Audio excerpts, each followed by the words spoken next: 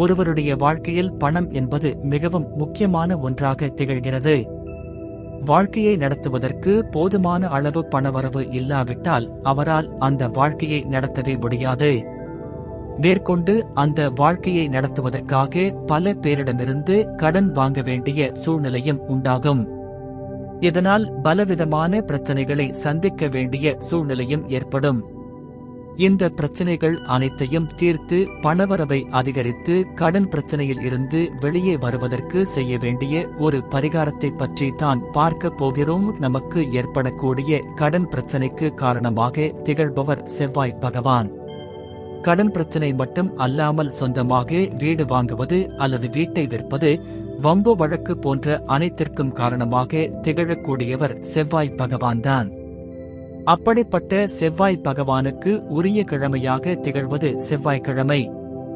மேலும் இன்றைய நாளில் நரசிம்மருக்கு உகந்த அஸ்வினி நட்சத்திரமும் வருகிறது.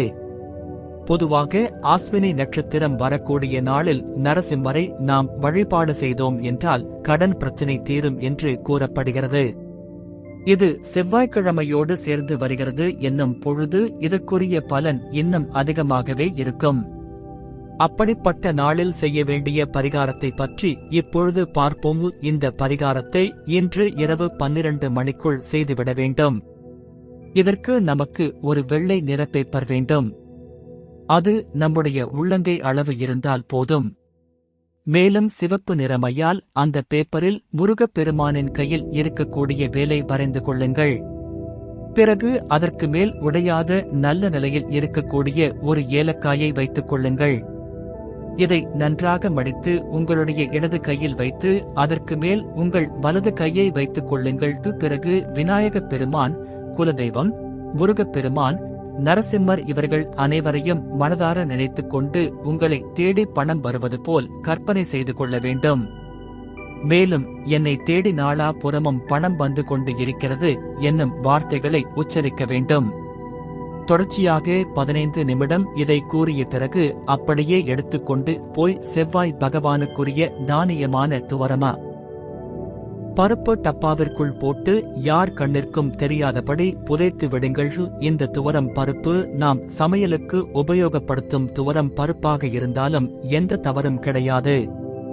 இந்த ஏலக்காயும் வேல் வரைந்த பேப்பரும் 1 மாதம் வரை அப்படியே இருக்கட்டும். 1 மாதம் கழித்து இவற்றை எடுத்து கால் படாத இடத்தில் போட்டுவிட வேண்டும். இந்த முறையில் செய்வதன் மூலம் முருகப்பெருமான் மற்றும் நரசிம்மரின் அருளால் பணவரவு அதிகரிக்கும், கடன் பிரச்சனை முற்றிலும் தீரும். அஸ்வினி நட்சத்திரமும் செவ்வாய்க்கிழமையும் சேர்ந்து வரக்கூடிய இந்த அபூர்வமான சேர்க்கை நாளன்று இந்த முறையில் நாம் பரிகாரம் செய்து முருகப்பெருமானையும் நரசிம்மரையும் வழிபாடு செய்தால் கண்டிப்பான முறையில் கடன் தொடர்பான அனைத்து பிரச்சனைகளும் தீர்வதற்குரிய பண வரவு உண்டாகும் என்ற தகவலை கூறி இந்த பதிவினை நிறைவு செய்து கொள்கிறோம்.